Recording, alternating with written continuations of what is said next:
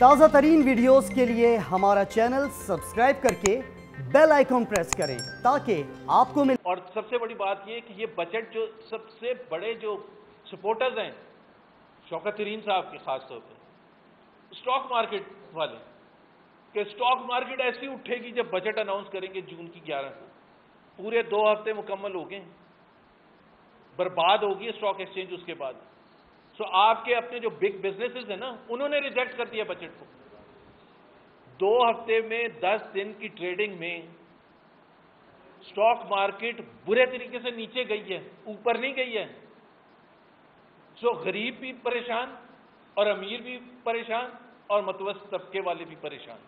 تو پھر یہ بجٹ ہے کس کے لیے آئی ایم ایف کو خوش کرنے کے لیے جس طرح میں نے شروع میں کہا تھا کہ آئی ایم ایف کے دباؤ کو اب یہ ایکسیپٹ کر لیا کہ ہاں پہلے سال آئی ایم ایف کے دباؤ کی وجہ سے آپ نے ڈی ویلیویشن اور انٹرسٹ ریٹس اتنے بڑھائے تھے اگلے سال پھر کہہ دیں گے کہ آئی ایم ایف کے دباؤ تھا اس لیے غریب لوگوں پر ہم نے اور بوجھ ڈالا اور غریب لوگوں پر ایک اور بھی میں عمران خان کی خاص طور پر ان کو یاد دلانا چاہوں گا وہ آپ بیٹھ کے سنتے تھے ان کے جو اکنامک مینیجرز بھی تھے بس ورڈز جی انڈائریکٹ ٹیکسز اتنے بڑھ گئے انڈائریکٹ ٹیکسز بڑھ گئے انڈائریکٹ ٹیکسز بڑھ گئے اس کا مطلب یہ ہوتا ہے کہ غریب پر بوجھ آپ ڈال رہے ہیں اگر آپ ڈائریکٹ ٹیکسز بڑھائیں گے تو ڈائریکٹلی آپ اس پر بڑھائیں گے جو دینے کے قابل ہیں